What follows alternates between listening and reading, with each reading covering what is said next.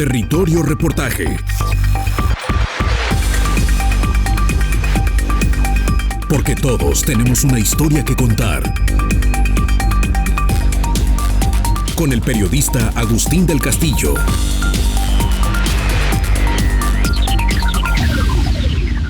Los comuneros Birraritari de Bancos de Calitique, San Hipólito o Coamiata han luchado más de medio siglo por mantener su identidad en este mar de montañas en que sobreviven, aislados del resto del mundo huichol, inmersos en una zona de intersección entre las etnias Cora-Nayeri y Tepehuana-Uodam, además de fuertes comunidades mestizas firmemente asentadas con el apoyo del gobierno mexicano en espacios históricos de estos pueblos aborígenes en la Sierra Madre Occidental. Estos territorios son demarcaciones de frontera entre los estados de Nayarit, Zacatecas, Durango y el Jalisco de sus ancestros, todavía reconocidos en San Andrés Coamiata, poblado del que formaron parte hasta que fueron olvidados. Una región de alta diversidad cultural y social, es hoy teatro de una disputa encarnizada entre grupos criminales. Algunos consideran absurdo el pleito por rentas de los más pobres de México, entre el cártel de Sinaloa, amo de la región durante 3 décadas, y el cártel Jalisco Nueva Generación, decidido a imponer su dominio, aparentemente al precio que sea. No es una ruta fundamental de trasiego, y lo que se impone ahora es un control feudal del territorio, en que se desplaza al Estado mexicano en aspectos tan medulares como el cobro de contribuciones, o sea, cobro de plaza, los permisos de facto para usos de suelo y aprovechamientos de materias primas como la madera, el agua, el suelo y la fauna, y la provisión de seguridad pública, oferta que hoy nadie puede garantizar en medio de los secuestros y las privaciones ilegales de la libertad que culminan en homicidios o desapariciones, los asaltos,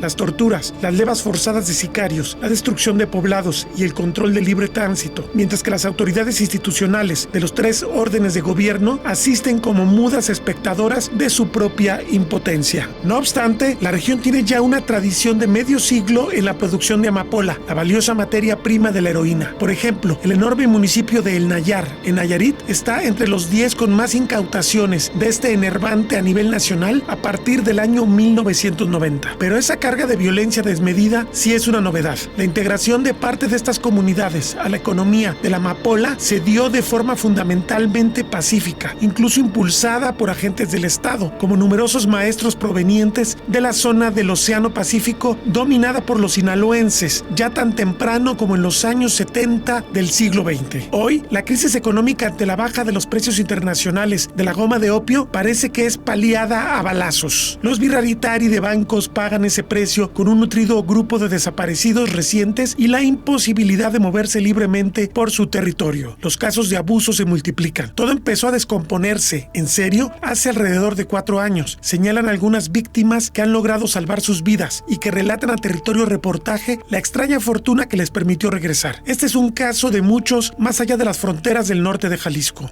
Te pido que me comentes este problema que ustedes vivieron cuando fueron a cazar. Me dices que fue hace 4 años y bueno, fue tu primer manera de ver cómo se comportaba estos grupos criminales, estos grupos de personas que ni siquiera comprendían la tradición de ustedes, ¿no? Que además traían armas de bajo calibre, nada que ver con lo que se maneja en esto. Sí, era calibre 22, nosotros lo que llevábamos, pero pues no era armas así lo que usan ellos. Pero en total de que pues ahí nos quitaron y luego pues ahí salimos sin nada y luego nosotros llevamos nuestra costumbre y no pudimos hacer nada. ¿Y qué les pasó? ¿Cuánto tiempo estuvieron? Los retuvieron, entiendo, y estuvieron un tiempo retenidos por ellos. Querían convencerse de que no eran lo que ellos pensaban, ¿verdad? Pues al último que dijeron que nosotros éramos que malos, que lo andaban buscando, pero no era así.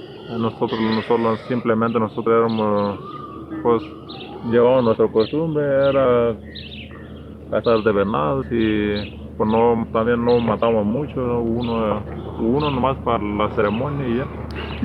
¿Y qué clase de abusos o de tortura les hicieron? Eran 5 ustedes, ¿verdad? Éramos 5 y luego pues ahí nos agarraron y ya nos quitaron, pues ya pues nosotros no pudimos hacer nada, pues como pues nosotros pues no tenemos nada pues más bien no tenemos nada que ver en eso. Pero en total que nos quitaron, ya después supimos que por ahí lo andaban vendiendo y por lo menos hubieran dicho que si nos hubieran multado o algo, a lo mejor hubieran Nos quitaron pagado. las armas. Sí, Pero también los dañaron, los amarraron, los amordazaron. pues no, ya después ya nos agarraron ahí. En eso sí, cuando nos agarraron nos maltrataron. Pero sí, ahí me tuvieron 2 días y una noche cuando me agarraron a mí. Los golpeaban. Sí, me golpeaban y luego estaba amarrado y colgado arriba, pues, y luego sin mirar todo el día. Que quizás eso fue importante, que ustedes no supieran quiénes eran, ¿verdad? No supe ni Para que no fueran después a tener pretexto para ejecutarlos. Sí, no supe quién eran, en total de que en la mañana ahí me cayeron y me agarraron y pues no supe ni quién ellos eran ni supe, ¿no? Pero en total que me agarraron. Ahí duré un día y en la noche y el siguiente día. A cuenta duré 2 días y una noche. Ya en la noche me soltaron, pero pues ya no podía caminar. ¿Tuviste que ir al hospital? Sí, fui a Jesús María al hospital porque pues yo no podía caminar, pues me quedé. ¿Y cómo te fuiste al hospital? Pues ahí me llevaron porque pues no podía caminar. Porque los dejaron tirados en un lugar sin comunicación. Sí, y luego pues cuando me dejaron así nomás me aventaron como si fuera así así como si fuera un perro, una piedra, así me aventaron a un lado de la carretera. Y pues no podía caminar con los pies hinchados y pues no. ¿Tú crees que 2 días así amarrado en los pies? Pues no. Pues no es justo pues que te hagan así sin hacer nada. Pues no. Claro, pero visto lo que le ha pasado a otros paisanos, a ustedes no les fue mal. Sí, pues es que a varios nos han pasado así y luego sin deber nada.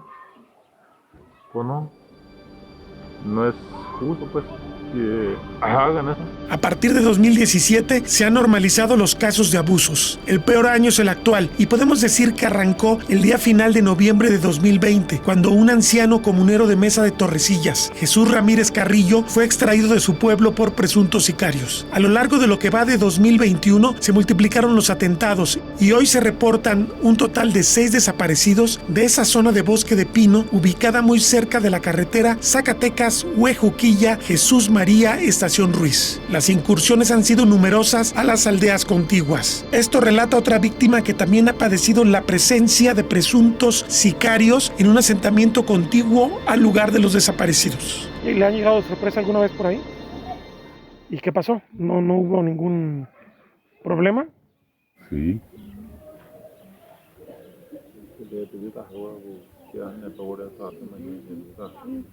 Pues por ahí conozco desde uno de mi familia, por ahí lo golpearon así.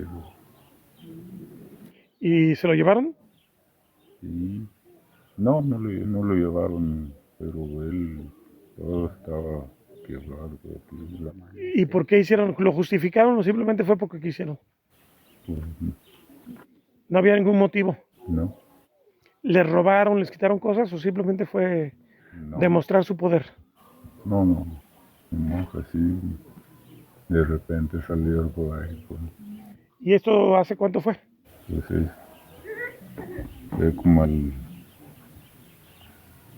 abril. O sea, recientemente. ¿Y no le había pasado nunca esto antes? No. No se imaginaba. Ya como 3 años ya empezaron ya la gente de dónde vinieron la gente. Pero en esos 3 años no lo habían molestado. Usted ya los había visto, pero no le habían molestado. Lo molestaron apenas ahora. Ahora todavía anda por ahí. ¿Y ustedes de todos modos van a seguir ahí viviendo o tienen alguna intención de venirse a un lugar más poblado donde estén más protegidos? No, pues casi estamos ya acostumbrados a vivir allá. Pues a ver qué nos pasa, se nos mata, pues ya. ¿Cuántos viven ahí de la familia de ustedes en este momento? Ya nomás yo estoy viviendo solito ahí. Ya mi familia por ahí, por ahí el pueblo, ya. Entonces usted vive solo ahí, no vive con sobrinos, con nietos, con... Nomás unos 5. nieto. Pues. Me encuentro aquí en la comunidad de Bancos de San Hipólito, de Calitique o de Coamiata. Esto es pues el límite del estado de Durango con Nayarit, muy cerca al estado de Jalisco y el de Zacatecas. Hay que decir, esta comunidad tiene una historia singular. Pertenecía a San Andrés Coamiata por alguna razón que no ha sido muy clarificada. San Andrés Coamiata no reclamó este territorio, que son más de 10,000 hectáreas, y bueno, de algún modo los habitantes huicholes, viraritaris de esta zona han hecho su propia reclamación y están culminando 53 años de lucha por obtener la restitución de sus tierras comunales. Este lugar es interesante porque hacia atrás de mí, ustedes pueden ver ese desfiladero, es el ascenso a la zona de Torrecillas, donde ocurrieron los hechos trágicos que hemos narrado en otros programas, que hubo la desaparición física de 6 personas de esta propia comunidad. Hay mucha precaución, temor incluso entre los comuneros, porque la autoridad no ha intervenido y no son solamente esos 6 casos. Se habla del doble, se habla de 12 casos en el último año de desapariciones de personas que integran esta comunidad birrárica y bueno, desgraciadamente aquí están hermanados con los mestizos y con otras comunidades indígenas de la zona. En todas partes, sean los ejidos, sean las comunidades coras, las comunidades mexicaneras, también hay desapariciones. Hay una falta de Estado de Derecho que está impactando de forma muy fuerte en la calidad de vida de estos habitantes de esta zona, que es espectacular. Voy a tratar de hacer un movimiento para que ustedes vean pues la calidad paisajística. A espaldas mías ya queda el paisaje del centro de población de Bancos de Calitique, para que usted se dé cuenta de la importancia que tiene esta zona como zona pues con valores naturales y valores sociales evidentemente, pero que está siendo descuidada por el Estado mexicano en sus 3 órdenes de gobierno.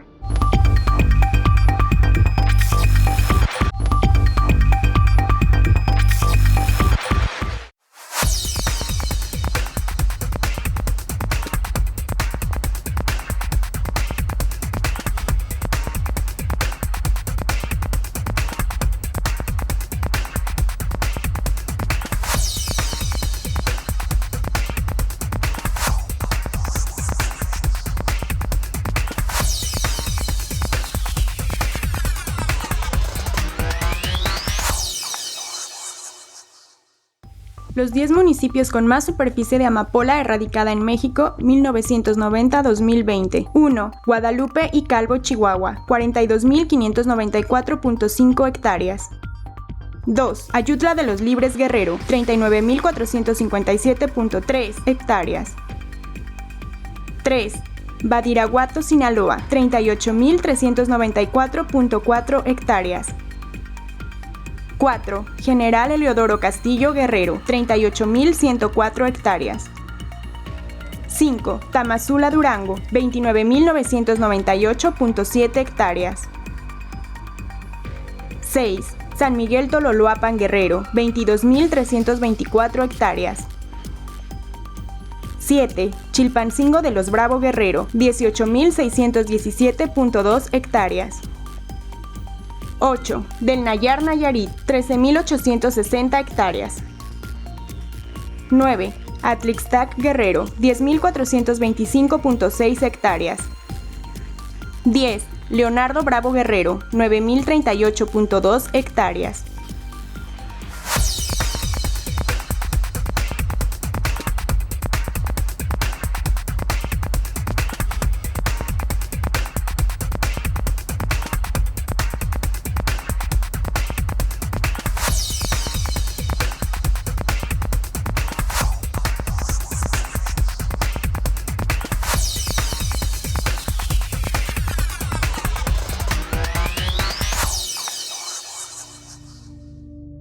Nathaniel Morris es doctor en Historia por Oxford University, investigador de la University College London y especialista en Historia Moderna del Oeste de México. Se enfoca en las movilizaciones populares de los pueblos indígenas de la región, la participación de estos en los procesos nacionales de formación del Estado y cómo eso ha influido en sus identidades étnico-culturales y sociopolíticas modernas, de acuerdo a una presentación del Colegio de Michoacán. Ha trabajado con la aportación reflexión sobre el capítulo acerca de El Nayar al proyecto Amapola, un esfuerzo periodístico, sociológico e histórico de comprender la complejidad de las áreas mexicanas donde se siembra adormidera. El científico ha aceptado, desde su residencia en Londres, Inglaterra, compartir con Territorio Reportaje algunas reflexiones sobre la historia vieja y la nueva de las montañas indígenas, que no solo explican el tema de los enervantes, sino también las disputas agrarias y de límites interestatales. La Guerra Cristera, a partir de 1926, es un buen comienzo.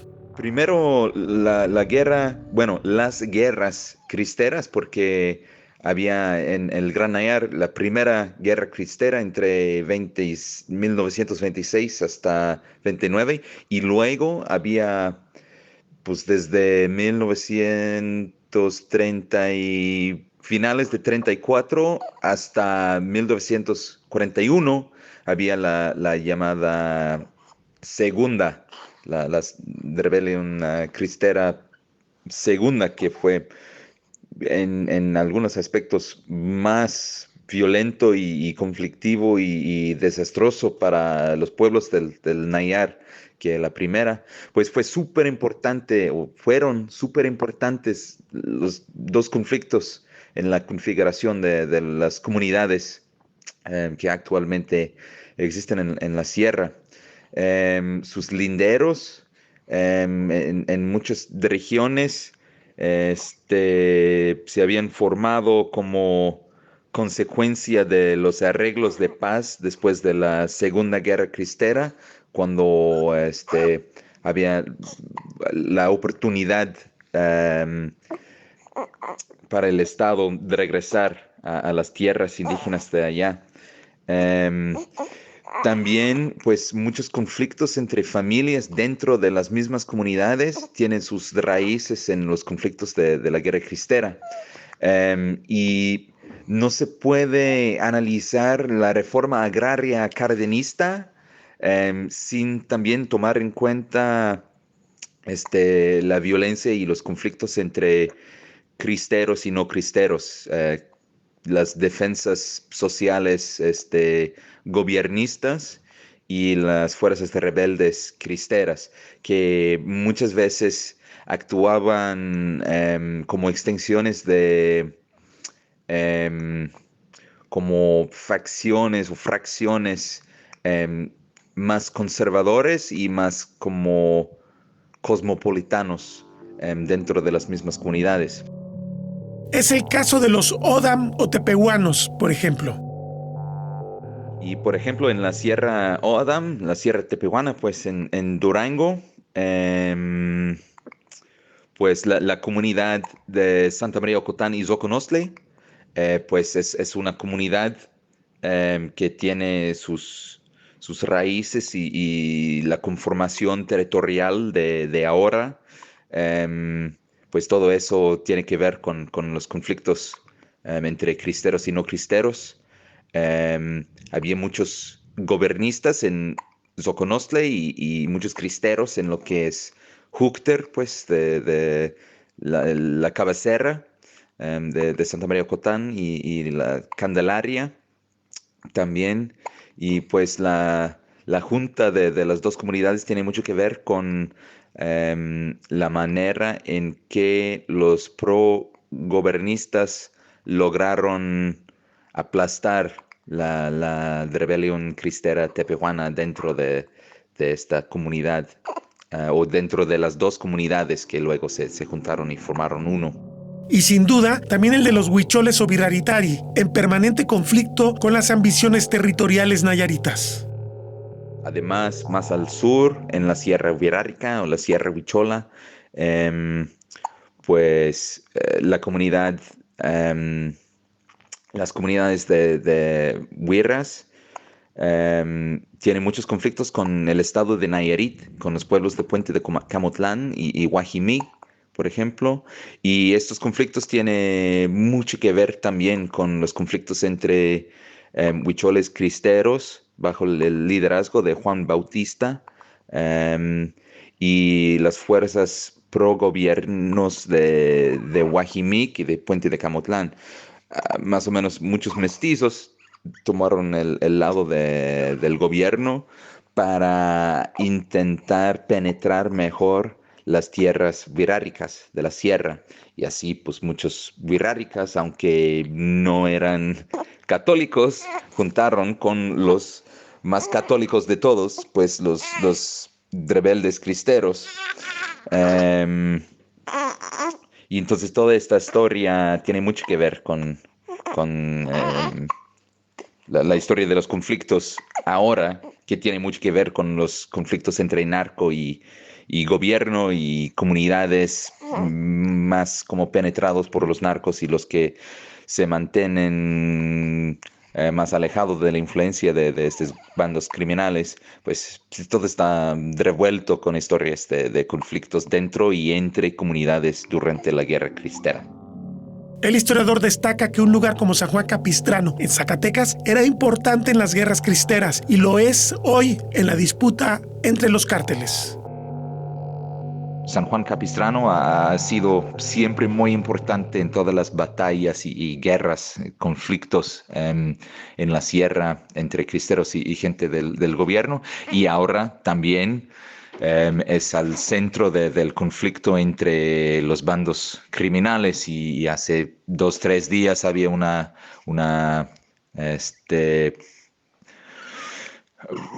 batalla ahí casi, en que murió, pues se me hace 18 personas, y pues en este aspecto pues no tanto ha cambiado en la sierra desde la época de los rebeldes cristeros. En su lucha por la tierra, los aborígenes establecieron las bases de una relación conflictiva con el Estado mexicano.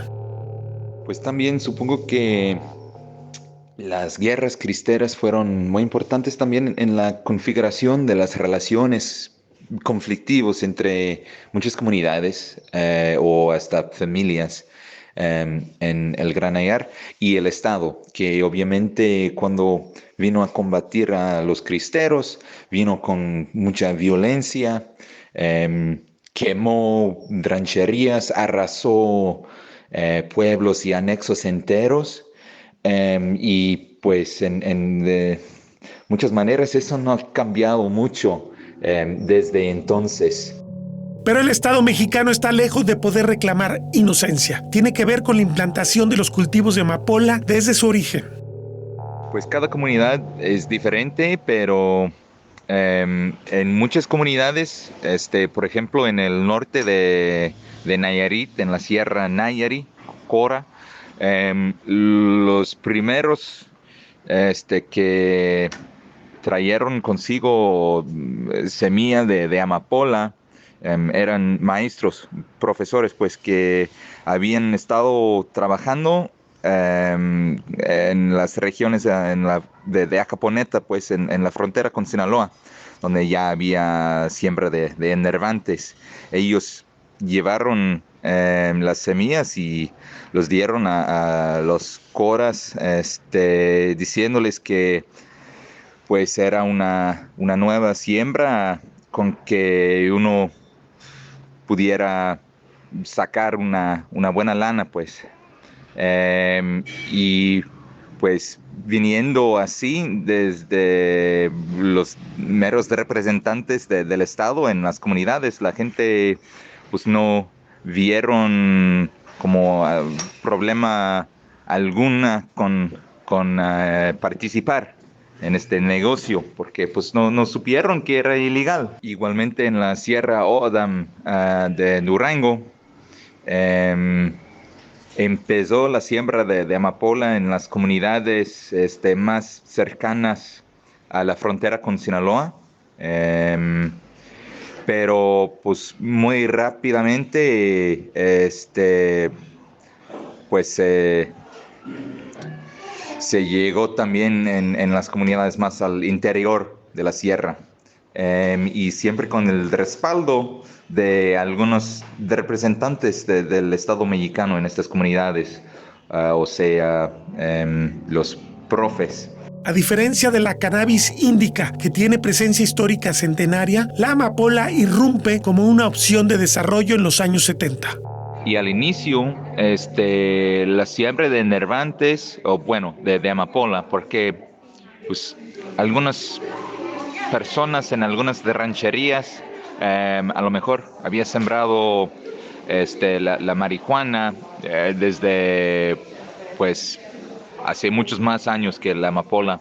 ¿Por qué usan la marihuana como una medicina en la sierra todavía para las reumas y cosas así? Hacen una tintura de mota para frotar en el cuerpo y pues así hay referencias al consumpción al uso de la mota en el libro de Lumholtz y los otros antropólogos que llegaron en las tierras del Nayar al finales del siglo XIX.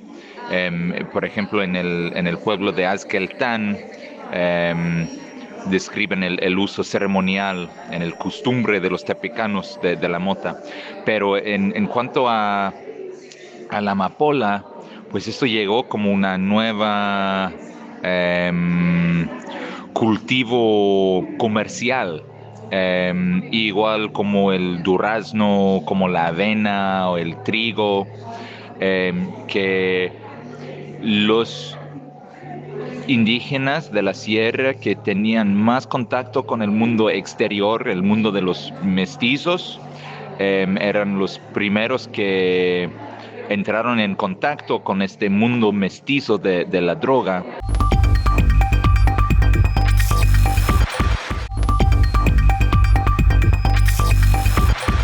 Este primer esquema fue bastante libre, nada de explotación y peones. Cada agricultor era dueño de su cosecha y progresaba, y no había violencia.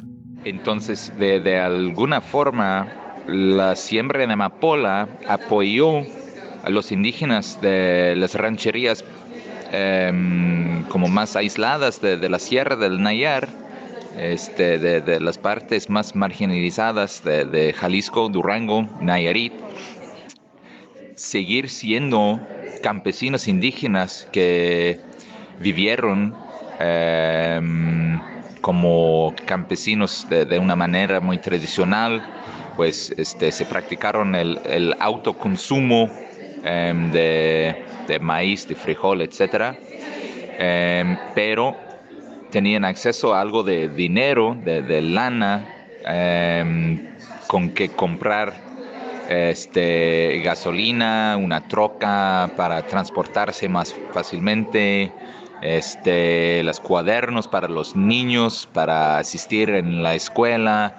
Entonces, pues, pudieron seguir siendo campesinos de manera muy tradicional, además que tener acceso a algunas cosas del mundo exterior que les ayudó a vivir mejor, pues, y así el eslogan del gobierno es siempre vivir mejor, y no fue con proyectos de desarrollo fallado del gobierno con que lograron vivir mejor, fue precisamente con las enervantes, que al principio no fue asociado con violencia ni nada. Fue no más violento que sembrar maíz. ¿Cómo comenzó a presentarse la violencia? Por el dinero que facilita el alcohol y la entrada de las armas. Mucho después entran las organizaciones criminales, estatales o privadas. Bueno, dentro de las mismas comunidades, no fue la droga en sí que resultó en un incremento en la violencia, pero las ganancias que llegaron con la droga, pues dio la oportunidad a muchos jóvenes comprar alcohol comercial de los mismos mestizos compradores de goma, que muchas veces eran comerciantes generales, y pues se emborracharon jóvenes y se mataron entre sí. También pues llegó la oportunidad de comprar armas, y pues con armas cualquier riña se pone mucho más peligroso, y pues pierde la vida una persona, y luego sus familiares quieren vengarse de él y matan gente, y así pues conflictos más graves desarrollan en la sierra como consecuencia de, pues, del flujo de dinero. Pero eso ya es una historia casi antigua, pues, que data hasta los inicios de los 90. También la violencia entre las fuerzas estatales y pues jóvenes, hombres en su mayoría, de las comunidades, los amapoleros, pues, que batallaron en contra de los huachos y policías que vinieron a la sierra a erradicar sus siembras y en sí, pues, erradicar también la única fuente de dinero que tuvieron muchos pues, jóvenes ahí en la sierra. Más reciente, pues se ha visto un incremento en la violencia, pues en Nayarit es muy claro que violencia tiene sus raíces en pues toda la historia turbia de Edgar Beitia, el fiscal corrupto narco del estado de Nayarit, que ahora está preso en Estados Unidos por narcotráfico. Y él más o menos vendió el estado pues a grupos criminales, más bien los del Beltrán Leiva, a algunos llamados Zetas, y pues más o menos mucha gente que ahora se identifican como miembros del cartel Jalisco Nueva Generación.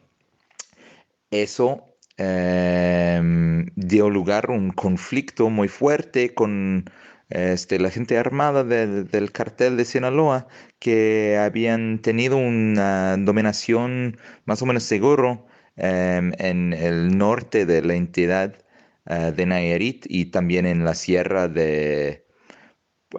pues de Durango, la sierra tepehuana. Y así ahora hay batallas muy fuertes entre pistoleros y gente armada de los de Sinaloa y los de Jalisco, allá por los linderos estatales entre pues de Nayarit y Durango, como se ha visto en San Juan Capistrano, por ejemplo, y pues hace varios meses también en Pato de Gallo, en Durango, cerca de donde colindan las comunidades de Santa María de Ocotán y San Francisco de Ocotán, y también en San Antonio de Padua, cerca de los linderos estatales entre Durango y Nayarit, cerca de la comunidad de Guazamota y por un lado y San Pedro Jícoras por el otro. Pues todo eso tiene mucho que ver con la historia pues de Edgar Beitia y el narco gobernador de Nayarit, Roberto Sandoval, que apresaron hace días en Nuevo León después de como unos 6, 7 meses de estar prófugo de la justicia. Esto se combinó con la represión del Estado mexicano a las drogas, el aumento de valor del mercado de los enervantes y a la gran cantidad de actores privados que entraron a esta disputa. Acciones de los políticos en combinación también con la represión militarizada de las fuerzas estatales, armadas, militares y de la marina y también los policías que andan en la sierra, abusando a la gente muchas veces sobre pretexto de erradicar amapola, pues también obviamente esa es una fuente de violencia muy importante. Y pues sí, el rol del Estado mexicano en exacerbar, en aumentar los procesos y dinámicas violentos en la sierra es muy clave. Ambos en el sentido de ir a los campos armados, rafagando donde les den la gana, muchas veces abusando de la gente y golpeando y abusando de hombres y ancianos y mujeres, niños y todo eso, pues eso solamente empeora los procesos violentos en la sierra. Aunque también pues entre pues los grupos criminales se han puesto como más violentos también. em, Supongo porque siempre hay mayor competencia entre ellos, entre los grupos diferentes.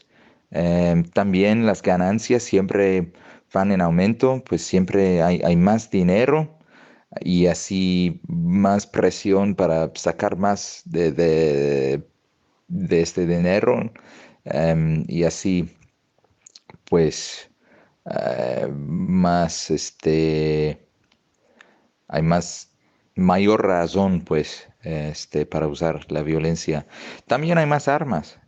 Todo lo que viene de Estados Unidos, pues durante los últimos 10 años, pues se ha visto un incremento tremendo y muy, muy fuerte, pues, en la cantidad de armas que llegan desde el norte en tierras mexicanas. Y obviamente muchas de esas armas llegan hasta la sierra del Nayar.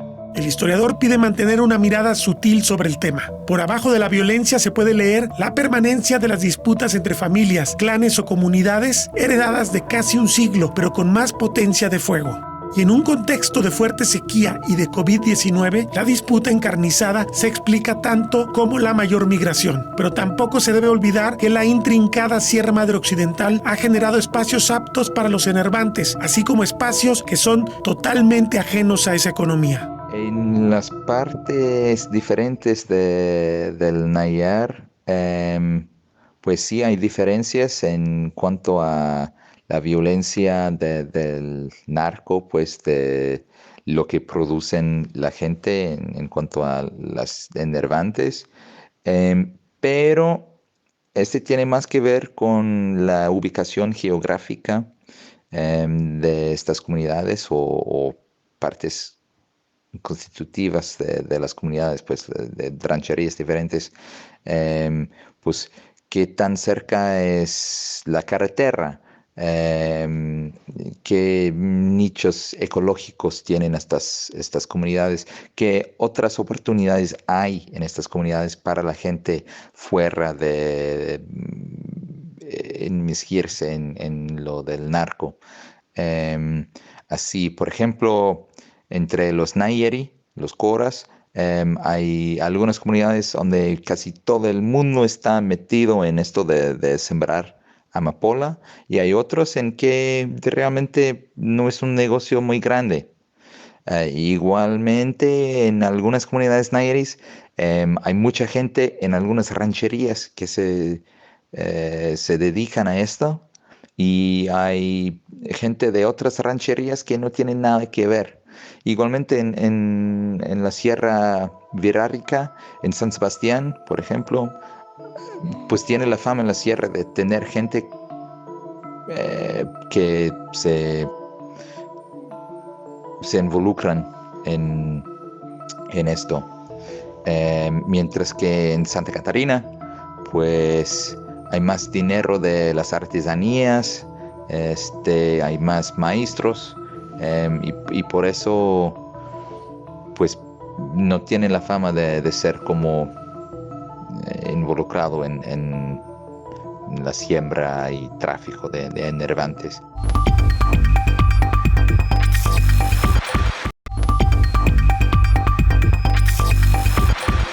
No se puede entonces separar la historia agraria, la más antigua y permanente, del resto de los relatos sobre conflictos del Gran Nayar y sus terrenos adyacentes. Los moradores de bancos de Calitique, San Hipólito o Coamiata lo comprenden muy bien ahora que están a punto de recibir su titulación de 10.700 hectáreas. La historia de la restitución, muchas veces frustrada, arrancó hace más de medio siglo, señala don José Luis Cayetano Medina, quien ya tiene 77 años. Anteriormente, pues, Cuando hubo revolución, pues mucha gente se regaron, pues, y aquí cayeron. Yo vivía acá en la comunidad de Guasamote, un ranchito que se llama Panales. Entonces, pues allí me crié, pues.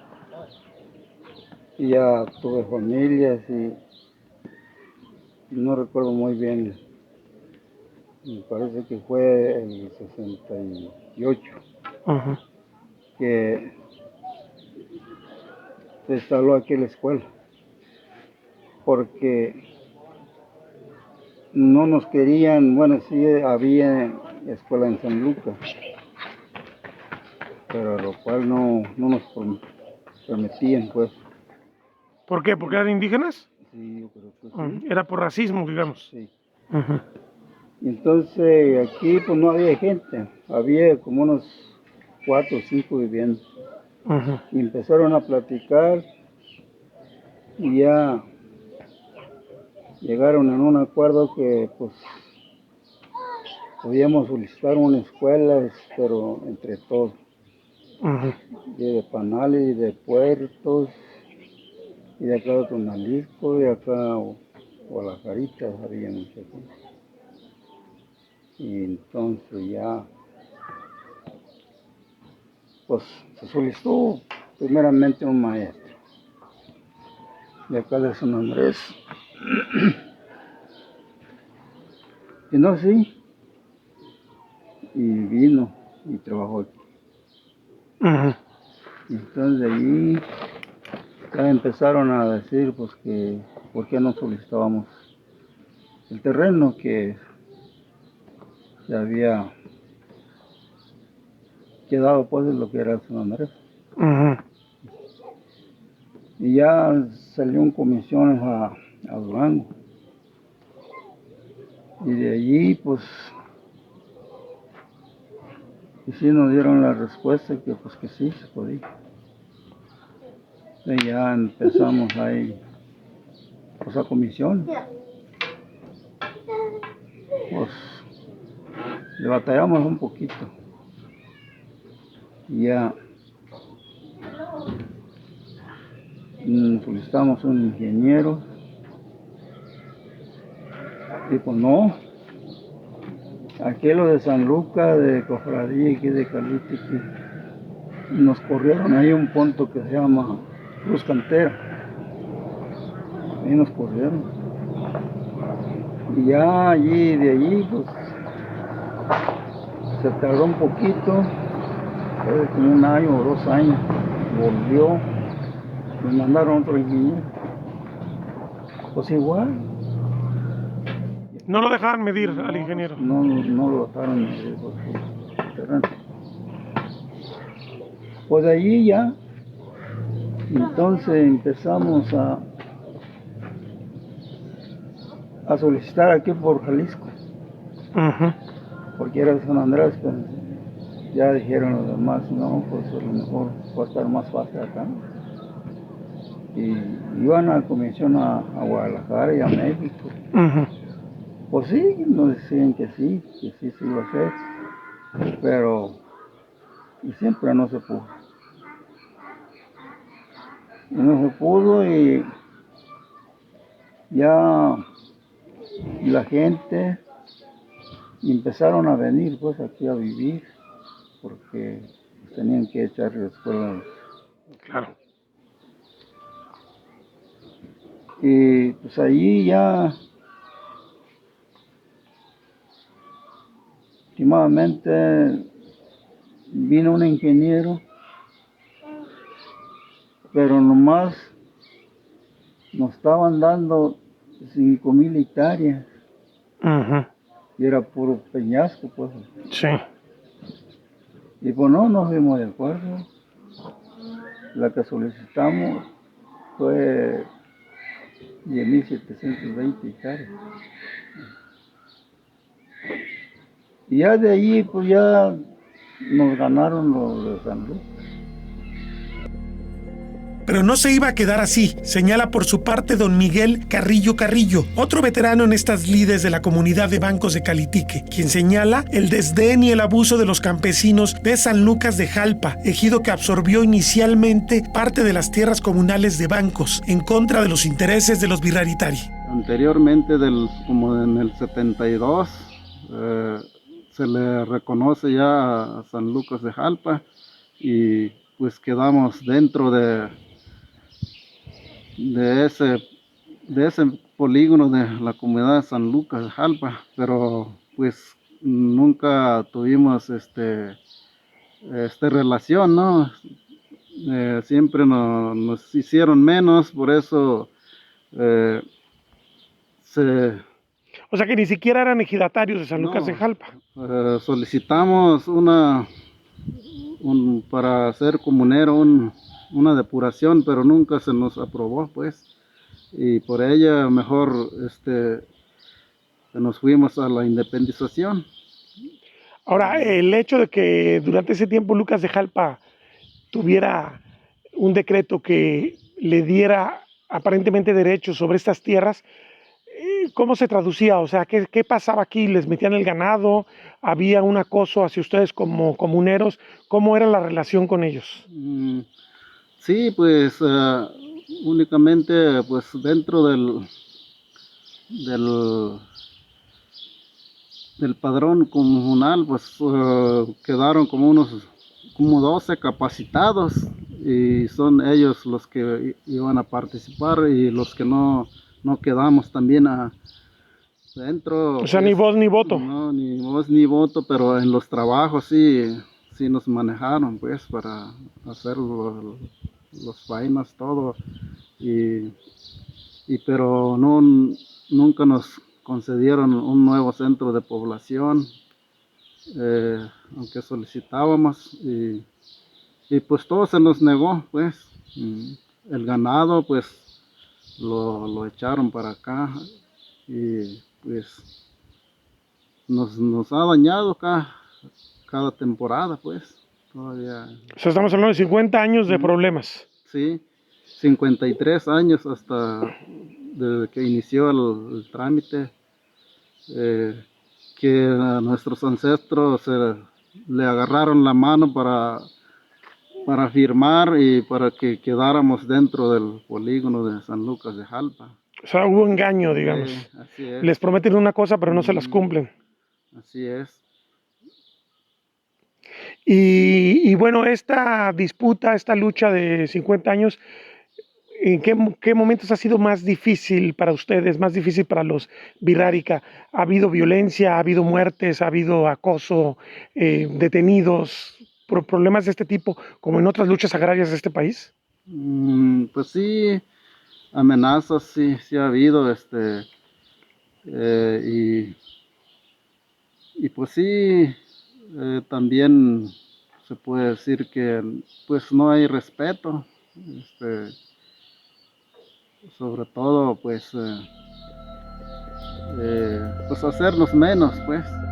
Por eso se retomó la lucha hace 21 años. A partir del 2000 es cuando inicia ya el otro procedimiento, el proceso legal para empezar con la lucha, pues casi como 21 años. Estamos hablando entonces de comienzos de este siglo. Ya meten el proceso legal bien para lograr la titulación de los bienes comunales. Sí, en ese año, en el 2000 se mete el trámite a la reforma agraria mixta, pero a los 2 años se muestra incompetente y ya mejor se mete el trámite al Tribunal Unitario Agrario. ¿Piensa que 21 años es mucho tiempo? ¿Tardó muchísimo la justicia en llegar? Pues sí, bastante años, 21 años, hasta que se fuera a llegar al Tribunal Superior Agrario, al colegiado, y volver otra vez al Tribunal Unitario Distrito 7 y pues sí nos sí nos ha pesado, pues son muchos años, más los 30 años, sumando pues ya son 53 años que estamos contando de lucha.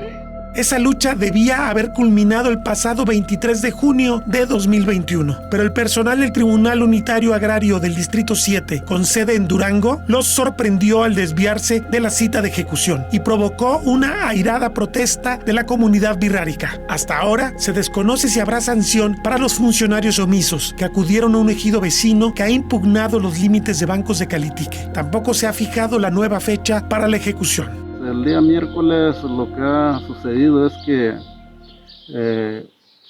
el ingeniero enviado por parte del tribunal, o sea, no llegó aquí donde debería llegar en el punto acordado, ¿verdad? De que aquí iba a ser la partida para llevar a cabo la diligencia, ¿no? Y pues no se presentó y aquí nos dejó plantado, sí, más de como unos 200 habitantes. Aquí estábamos esperándolo y pues ya que no llegaba a partir como de las 12 de la tarde, ya en la mañana, nos trasladamos a un tronque aquí a San Juan Peyotán para aventajar, ¿verdad? De que pues ella llegara por allí y ya irnos en campo. Y pues no, por lo tanto, pues no se llevó a cabo la diligencia. Entiendo que protestaron por esta omisión.